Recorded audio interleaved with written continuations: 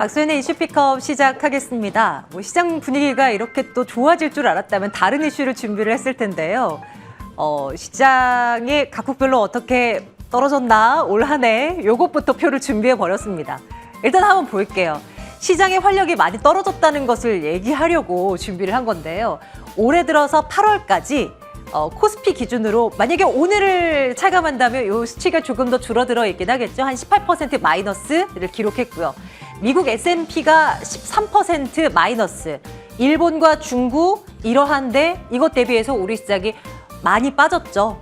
이런 가운데서 점점 힘이 없는 분위기가 최근에 포착이 돼서요. 다음 보겠습니다. 올해 들어서 투자자들의 예탁금 추이를 한번 살펴봤습니다. 증시 주변 자금이라고 해서 시장의 분위기가 반전이 되면 여차하면 주식 순매수로 들어올 돈이 많이 줄어들고 있습니다. 올해 초만 하더라도 70조 원이 넘어갔던 예탁금이 지금은 54조 원대까지 떨어져 있는 모습. 개인 투자자들이 시장 상승을 베팅을 걸고 있는 것이 아니라 그냥 대기하고 있는 그것도 나는 지친다. 이제 돈 빼서 다른 쪽으로 가고 있다. 이런 이야기로 해석을 해볼 수가 있을 것 같습니다. 최근 들어서 수급 현황이나 거래 전체 대금, 거래량을 보더라도 이런 것들을 충분히 캐치할 수 있는 그런 상태인데요. 그러면 짐을 싸서 어디로 가고 있을까요? 은행으로 가고 있었습니다. 금리 인상기 속에 예적금 금리가 자꾸 올라요. 원하는 만큼의 수익률이 아직은 안 나올 수 있겠지만 예전보다 많이 나아진 것은 사실이고 또 시장 답답한 거 이 꼴을 보느니 차라리 은행에 가서 속 편하게 이자 먹고 있겠다라는 어떤 심리가 발동이 된 듯 보입니다. 5대 은행의 예적금이 750조 원 정도가 순유입이 된 것으로 나타나고 있는 건데요.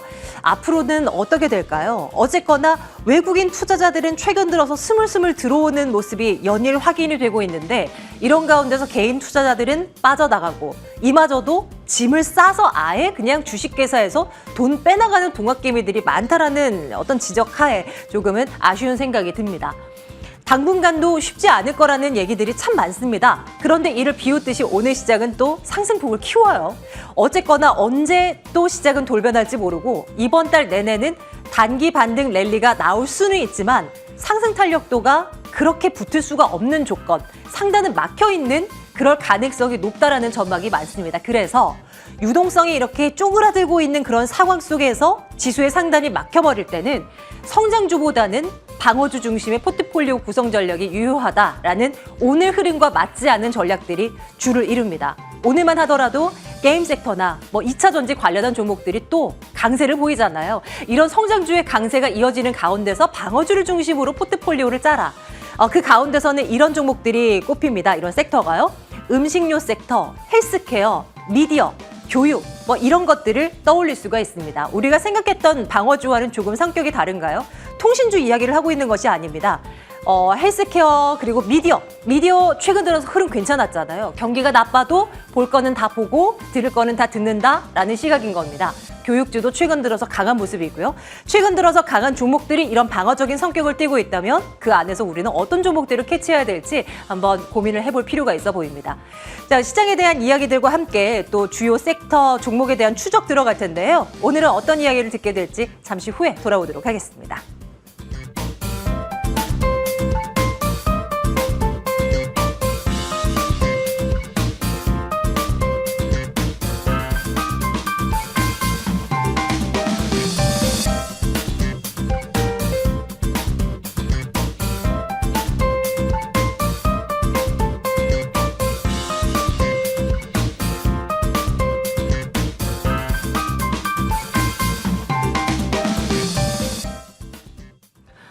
네, 오늘은 이분과 함께 시장 이야기 나눠보려 합니다. 유한타증권 영업부 송태현 과장과 함께 말씀 나눌게요. 과장님 어서 오십시오. 네, 안녕하세요. 네, 주식시장에 큰 반영이 되지는 않고 있는 듯 하지만 어제 이제 펠로시 미국 하원 의장이 대만에 도착했다라는 소식이 밤 11시 넘어서 전해졌던가요? 그것이 막 속보 처리되면서 과연 미국 시장에 어떤 영향을 줄 것인가 막 투자자들이 막 찾는 그런 작업이 이어졌어요. 그런데 이 이슈가 뭔가 긴장감을 조성하는 듯 해 보이면서도 미국 시장은 오히려 그 속보가 나왔을 때 상승으로 진행되는 흐름을 또 보기도 했었고 또 우리 시장도 또 일부 섹터를 중심으로 해서는 또 강한 시세 분출이 나오는 뭐 반사이익을 누릴 수 있다는 등 뭐 이런 뉴스들만 검색이 돼서요.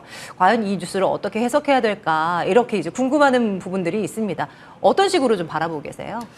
말씀을 하신 것처럼 사실 낸시 펠로시 하원 의장이 대만에 방문을 하는 것이 전해 시장에서 국내 시장 그리고 아시아 네. 시장에 안 좋은 영향이 좀 많은 부분이 어제 중국 쪽 있었습니다. 많이 밀리긴 했잖아요. 네, 그만큼 혹시라도 돌발 행동을 한다거나 아니면은 이제 무력적으로 문제가 생기게 되면은 그런 부분이 결국 미중 갈등으로 갈 수 있다. 이러한 것들이 상당히 이제 우려감이 높아졌었던 부분이었었는데 어쨌거나 낸시 펠로시 하원 의장이 대만이 무사히 도착을 하게 되면서 그러한 이제 긴장 강도가 완화가 됐던 부분이 있었다라고 보시면 네. 될 것 같고요.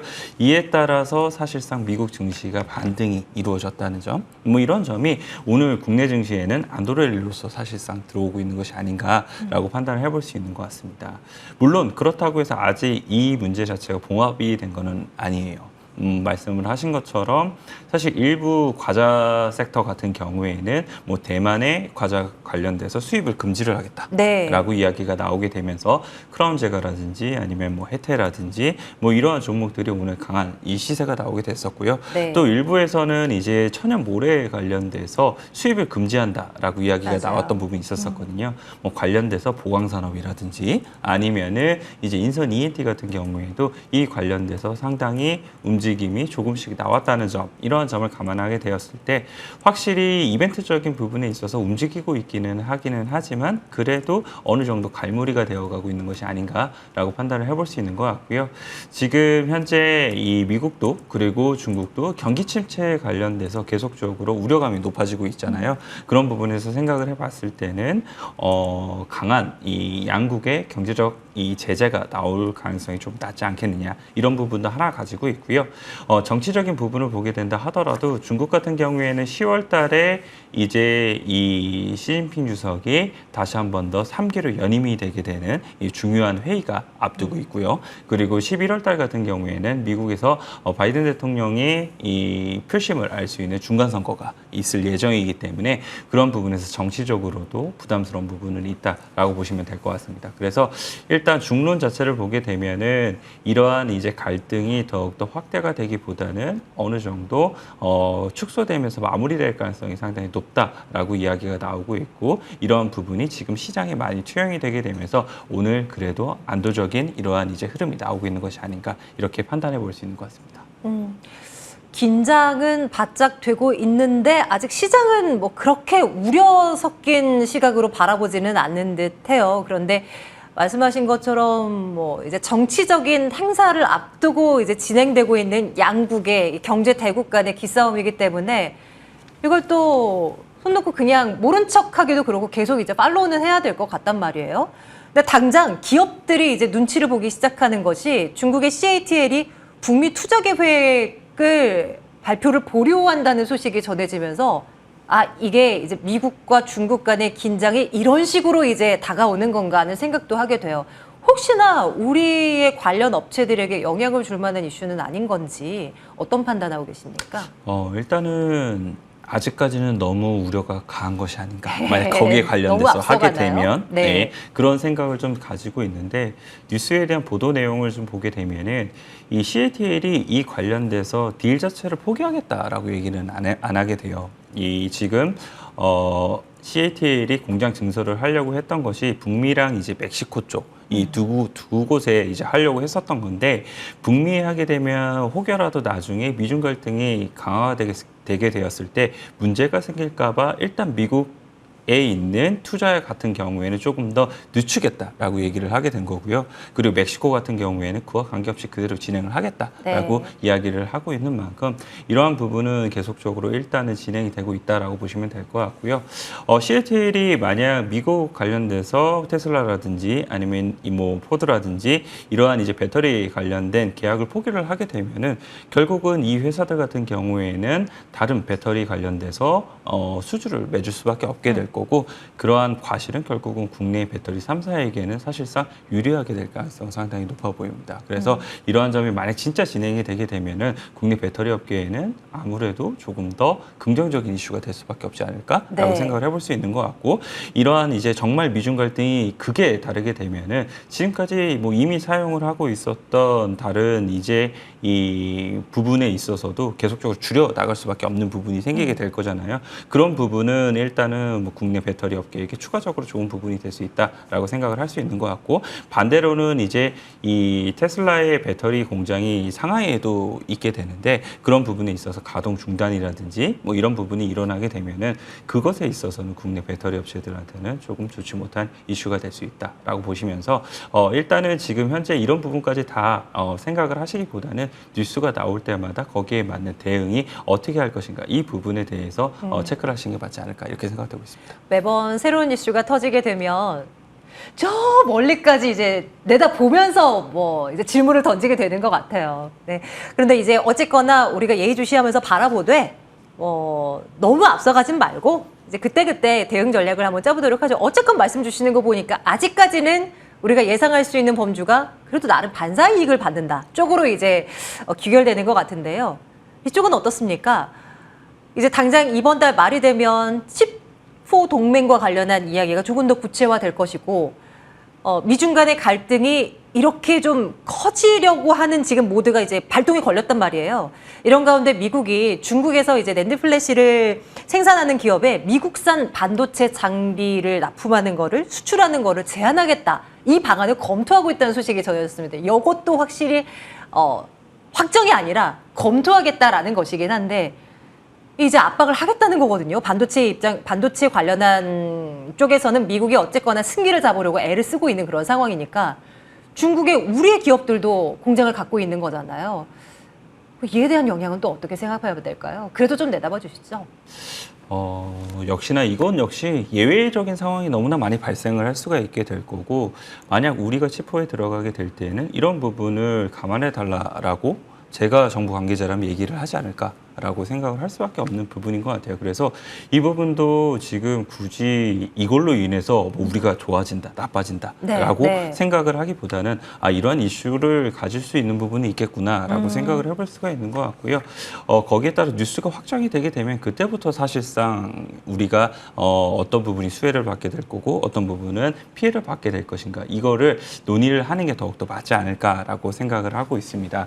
뭐 일부에서는 이제 이 만약 삼성전자, SK 하이닉스 쪽으로 미국산 장비에 대한 부분이 반입이 안 되게 되면 당연히 그 다음부터 증설에 대한 부분이 문제가 생기게 될 거니까 네. 그게 어려워질 수 있는 부분이기는 할 텐데 과연 그렇게까지 정말 진행이 될 것인가가 첫 번째로 생각을 해볼 수 있는 부분이 될 것 같고요.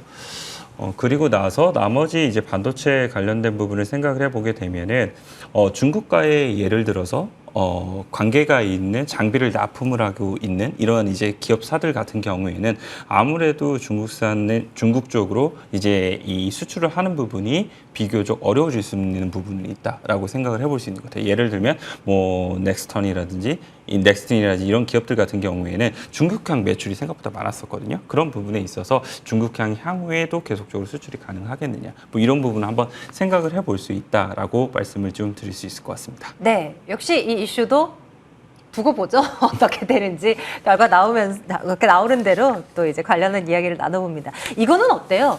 방산 섹터 말이에요. 최근에 뭐 미중 갈등으로 인해서 또 방산주들이 간밤 뉴욕장에서 또 강했었고, 뭐 오늘도 우리 방산주들이 또 가나? 뭐 요게 이제 관심이 좀 쏠리긴 했으나 요 이슈 전에도 이미 폴란드 수출권과 관련해서 또 우리 방산주들이 열심히 달려온 터로였단 말이에요. 그리고 관심을 가지라는 얘기들도 참 많이 들었고요. 추가적인 어떤 긍정적인 뷰를 가져가도 되는 건지 현 구간에서의 판단은 어떠세요? 일단은 장기적으로 봤을 때는 저는 계속 관심을 가져야 될 것 같아요. 하반기에. 네. 왜냐면은 하반기 때 가장 중요한 것은 결국은 수요가 계속적으로 살아있느냐 없느냐가 중요하게 될 텐데 지금 사실상 보게 되면 하반기에도 수요가 견조할 것으로 예상이 되고 있는 섹터가 사실상 지금 주가가 상승이 나오고 있거든요. 물론 이유는 조금씩 다르기는 하겠지만 네. 그거의 기저를 보게 되면은 하반기에도 수요 짱짱하겠느냐. 이게 결국은 이 주가를 올려주고 있는 원인이 되게 될 텐데 방산 섹터 같은 경우에는 경기 침체가 아무리 나오게 된다 하더라도 이러한 부분에 있어서 현재 수주에 대한 부분이 사실상 계속적으로 논의가 되고 있는 부분이 있게 될 거고 거기에 따라서 실적적인 측면이 다른 기업들은 다소 부진해질 수 있는 확률이 높은 가운데에도 방산 섹터에 있는 대부분의 기업들은 증익이 될 가능성이 상당히 높다는 점이 상당히 매력적으로 다가올 수밖에 없다라고 보시면 될 것 같습니다. 그래서 폴란드 수주가 나오게 되면서 사실 단기적으로 이격도가 너무 벌어진 측면이 있기는 해요. 그렇기 때문에 단기적으로는 이런 이격도를 좀 줄여 나가야 되는 부분이 필요하다라고 생각을 하고 있기는 하지만 이러한 부분이 어느 정도 줄어들게 되면은 다시 한 번 더 이 포트폴리오 내에 방산의 비중이 없으신 분들 같은 경우에는 추가적으로 늘리셔야 되는 부분이 필요하다라고 생각을 하고 있고요. 추가적인 이제 수주가 기대가 되고 있는 국가들은 기업마다 조금씩은 달라요. LIG 넥슨 같은 경우에는 중동 국가하고 추가적인 수주에 대한 부분이 하반기 때 나올 것으로 예상이 되고 있고요. 네. 한국항공우주 같은 경우에는 뭐 말레이시아라든지 아니면 기타의 여러 가지 이제 국가에서 추가적으로 더 많이 이제 수주가 나올 것으로 예상이 되고 있거든요. 그런 점을 생각을 해봤을 때는 이러한 수주에 대한 모멘텀 자체가 계속적으로 하반기에도 나올 가능성이 상당히 높다라고 판단을 해볼 수가 있는 것 같습니다. 그래서 방산 섹터 같은 경우에는 계속적으로 조금 지켜보셨으면 좋겠다라고 말씀을 드리고 싶고요. 어쨌거나 수주에 대한 부분 그리고 실적에 대한 부분이 하반기에도 계속적으로 증익이 될 수 있다. 이 점에서는 상당히 높은 점수를 받을 수 있는 것 같습니다. 좋습니다. 이렇게 이제 시장 전체 그림을 쭉 그려보고요. 이제 우리 과장님께서 눈여겨보는 섹터로 한번 넘어가 보도록 할게요. 오늘 2차 전지 업종을 가지고 오셨군요. 어떤 이유에서 우리가 여기에 주목을 해야 될까요? 역시나 그런 부분이에요. 결국은 수요에 대한 부분이 하반기에도 계속 좋을 수 있다. 전기차는. 이 부분이 가장 기저에 깔려 있다라고 보시면 될 것 같고요. 지금 현재 반도체에 관련돼서는 이 IT 그리고 이 수요 관련돼서 계속적으로 우려감이 좀 높기 때문에 이러한 부분에 있어서 여기를 대처할 수 있을 만한 섹터가 어디인가 네. 이 부분을 많이들 지금 찾고 있다라고 보시면 될 것 같고요.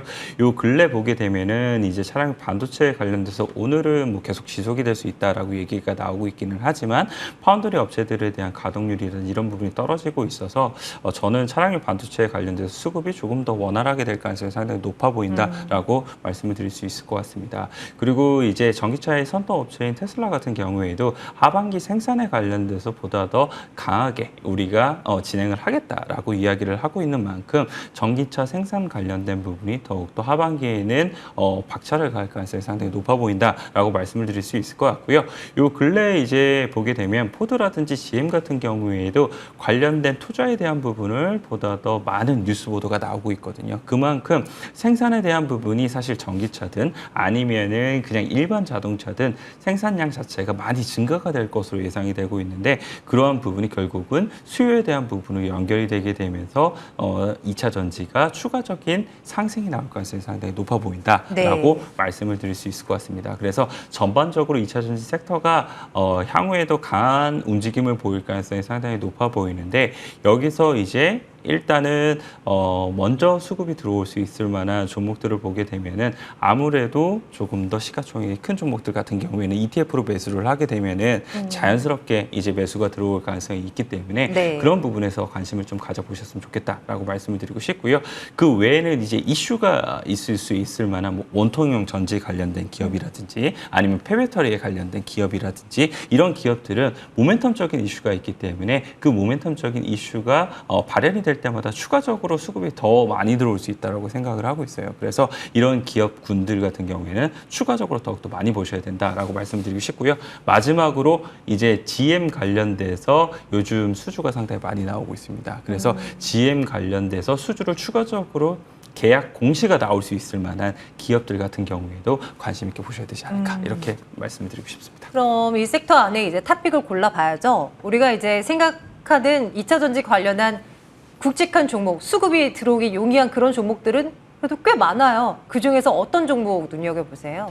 저는 오늘 에코프로 가지고 왔고요. 에코프로. 네, 에코프로 같은 경우에는 일단 첫 번째로 ETF 관련돼서 자금이 들어올 때 빠지지 않고 들어올 수 있을 만하다라고 말씀드릴 수 있을 것 같고요. 두 번째 같은 경우에는 이제 폐배터리 관련돼서 사실 세비캠이 또 이제 상장을 하게 되는 부분이 있잖아요. 관련돼서도 폐배터리 관련된 이슈가 추가적으로 나올 가능성이 상당히 높아 보이고 에코프로 역시나 자회사로 이 폐배터리 관련된 사업을 진행을 하고 있기 때문에 그러한 부분이 충분히 다른 업체들 대비했을 때보다도 수급적인 집중이 나올 가능성이 상당히 높아 보인다라고 말씀을 드릴 수가 있을 것 같습니다. 그 외에도 사실상 보게 되면은 에코프로가 이제 자회사로 사실상 이제 전구체 관련돼서 전구체 관련돼서 매출액이 사실 많은 부분 증액이 좀 되고 있거든요. 1분기 같은 경우에는 사실 자회사에 대한 매출액 자체가 에코프로 BM을 빼놓고 나서는 사실 그렇게 크지가 않았었는데 네. 2분기 때는 이런 부분에서 크게 증액이 나오고 있다는 점을 감안하게 되었을 때는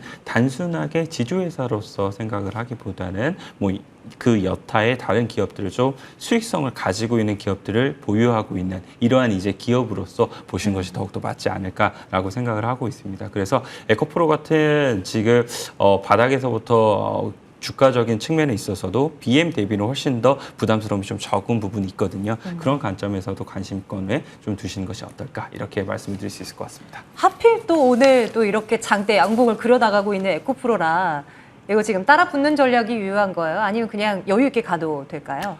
저는 분할적인 매수를 계속 하셨으면 좋겠다라고 말씀을 드리고 싶은데 제가 요 근래 계속적으로 마음에 드는 종목들을 네. 내가 올라갈 때 사지 않겠어라고 이제 생각을 하게 되면서 네. 따라잡지 않다 보니까 놓치는 종목들이 상당히 많아지는 것 그래요? 같아요. 예. 그렇기 때문에 어느 정도 내가 관심권에 있는 종목들 같은 경우에는 올라가는 날 많은 포트폴리오의 비중을 담을 수는 없기는 하겠지만 일부의 이 비중이라도 담고 그 다음에 어느 정도 중간중간에 눌릴 때마다 그 비중을 늘려나가시게 되면은 네. 놓치는 거 없이 조금 더 가져가실 수 있지 않을까라고 네. 말씀을 드릴 수 있을 것 같고요. 이런 관점에서 생각을 해봤을 때는 에코프로는 오늘 한 10% 정도의 비중을 담으시는 것을 좀 추천해드리고 싶습니다. 네, 좋습니다. 2차 전지 관련한 섹터를 우리 눈여겨봤고요. 그 중에서도 에코프로입니다. 오늘 뭐 한 6% 넘게 오르고 있지만 그래도 조금 담고 또 눌리면 조금 담고 계속 이제 담아가면서 한번 전략을 꾀해보도록 하겠습니다. 자, 유한타증권 송태영 과장과 함께 오늘도 말씀 나눴네요. 과장님 고맙습니다. 네, 감사합니다.